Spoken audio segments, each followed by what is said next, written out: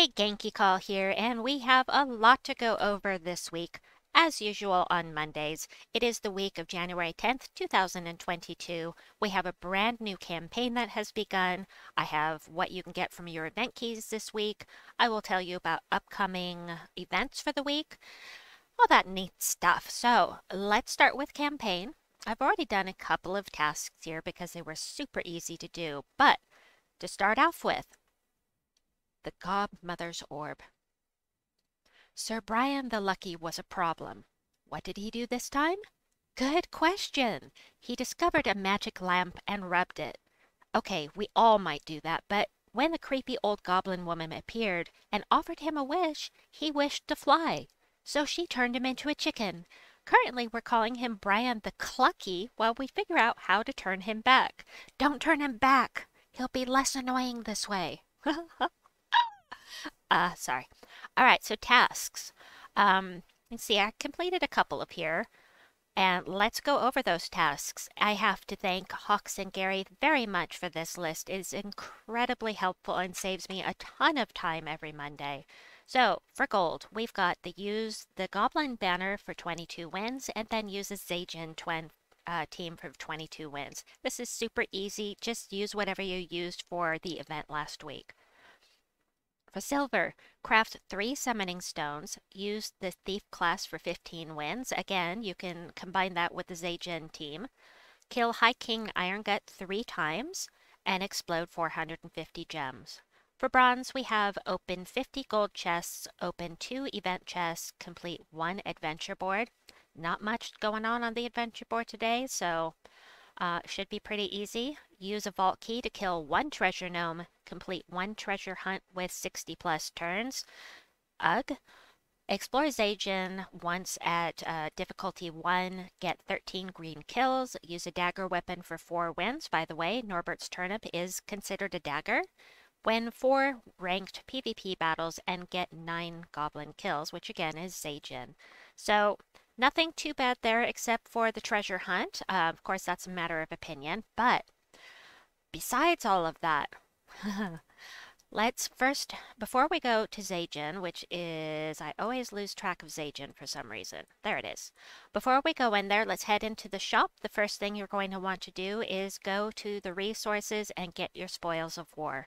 You can get up to 10 event keys for 1800 glory. This is a fantastic deal, especially right now when just one of those event keys could mean pulling High King Irongut. So definitely recommended. We're going to grab that. And then we'll head over to the weekly event. And I won't be using any event keys this week because I have every single Zaejin troop. I don't need any of them except for this one. So normally I would use my event keys first and then I'd come in here and grab the glory troop.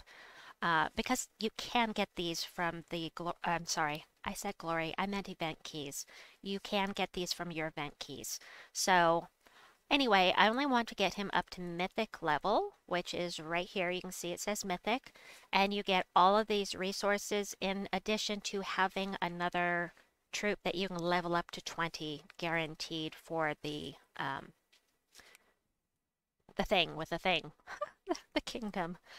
Brian the Clucky, eliminate 31 points of a random skill from all enemies. Ooh. Ooh. Okay. And become enraged when an enemy dies. 10% chance to create a wish gem when my turn begins. We're going to get to that. And reduce damage from skulls by 25%. All right, let me grab my tributes real quickly and we will head into Zaejin. I will show you the troops that we can get. Thank you. With our event keys this week. I need 1 more pet to level 20. I need more black beast skins. Anyway, that's beside the point. What we want to do here, sorry. All right, let's sort this by rarity and I'll show you the troops that you can get with your event keys this week. Of course, the most notable is High King Irongut. This is a troop you absolutely must have if you're going to be delving at any high levels because he is invaluable. Deal damage to an enemy with a chance to devour equal to my attack, and he gets an extra turn afterwards. Unless he's frozen, you get that extra turn. And it's equal to your attack, but mine's only at 60, so that's 60% chance to devour. I put him on a team, that jumps up. You put him on a delve team, and that jumps way up. So your horde makes a huge difference, and he's just amazing in delves. But there are ways to use him in PvP. I'll link in a couple of videos at the end of this video with a mythic spotlight on High King Irongut and how to use him in PvP. Alright, also a mythic, we have the Flaming Oni, who summons 3 random goblins, then explodes a bunch of green gems, and of course get that extra turn. He's useful with Phoenicia when you are doing really quick explores because he has this firestorm at the start of the battle. That means double damage for Phoenicia, and you don't have to use Sunspear. You can use any class because this storm will overwrite any storm from a class.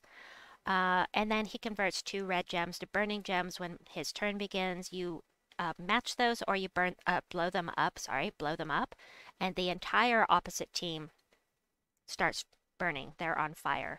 But of course, you can also have that backfire and set your own team on fire if the enemy gets a hold of them. Next up, Goblin King. I don't respect this troop at all. I just couldn't care less about the Goblin King. King Gobtruffle, you will not be able to get from your event keys because you will have to go to a Manithrax in the underworld in order to get him. You use your chaos shards there, he's the legendary, and at some point you will pull him. So the Manithrax troops are King Gobtruffle and not Fundingus. Fundingus is awesome, but no. Explode Stool. And hold on, Fungomancer. And the last one is, where is the last one? Ah, the Mushroom Man. So these 4 troops you will not be able to get with your event keys. Everything else you see here you can get with your event keys. So, goblins are incredibly powerful because every one of them has an extra turn. The only way to stop a goblin team is to freeze them. So you have to have either something on your team that freezes or a class that freezes them, such as Frost Mage or Elementalist. It's the only way to stop them. They are incredibly powerful. I haven't really used Smash Mouth much. But he will mess up the enemy teams, the order in which they're there. Brian the Lucky and Brian the Clucky are here. Ho, ho, ho. Oh, I love that they turned him into a chicken. It just really makes me laugh. I'm sorry. It's hilarious. So there's my level 20 troop that I needed. And then Fundingus is amazing. He explodes purple gems and then he summons a giant toadstool or an explode stool from the underworld. And then the rest of this, you know, it's so-so, but pretty much you can't go wrong with goblins. So absolutely recommend using your keys this week. Use them all. Get High King Irongut, get Flaming Oni. String Fiddler is amazingly powerful. He is such a pain. If you've ever fought him in PvP, you know what a strong troop this is and how much of a pain he is to fight. Now, let me point out here that this guy summons a leaf storm at the start of battle. So if you have, as a matter of fact, let's give you a visual because I do love that. So let's say that we had String Fiddler and Flaming Oni on the same team. One summons a firestorm, the other summons a leaf storm. So if you have them both on the team, whichever one is on the bottom is the one that will be summoning the storm. So if you want a leaf storm, put String Fiddler at the bottom. If you want the firestorm, put Flaming Oni on the bottom. I did test this. And I have that in an old video on the behavior of storms. I'll try to remember to put that up for you. Anyway, as far as other troops in here, Knobend Brothers are another one that's really a pain to fight. because he can make it so that you can't do any damage with skulls at all. And then Hell Cackle, you're definitely going to want this because he is a God Slayer. You will need this for raid boss at some point. Toad Squeezer, hopefully you got him this weekend because he is the Siege Breaker. You definitely want that as well. If you don't have him up to Mythic yet, maybe you'll be able to do it with your event keys. And then Princess Fizzbang, also very useful. She can do damage to all enemies. She's one of those either ors. And then just some really good troops. Turtle Cannon is surprisingly effective. It generates green mana. So if you explode a gem, you near some skulls, for every skull that you destroy, you're going to create an extra 3 green gems. So that can really cover up the board and can be more powerful than the Forest Troll if you find enough skulls to blow up. So really, and it has 50% skull damage reduction. This is actually a very useful troop. Um, and then Goblin Rocket. Lots of people like the Goblin Rocket and the Goblin Shaman. There's just some really great troops here, so definitely recommend using up those event keys this week. And good luck to you. I hope that you get High King Irongut and or Flaming Oni. They're just must-have troops, especially High King Irongut.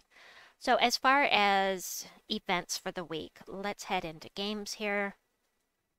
On Tuesday, we have the Amanithrax Faction Assault, which I was just talking about. This is where you get King Gob Truffle.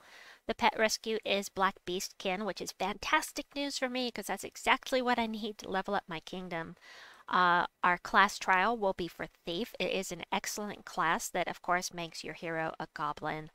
And it's really, really deadly in the right circumstances, especially if you have it leveled up to 100. And then we have... Oh yeah, we have a Vault Weekend.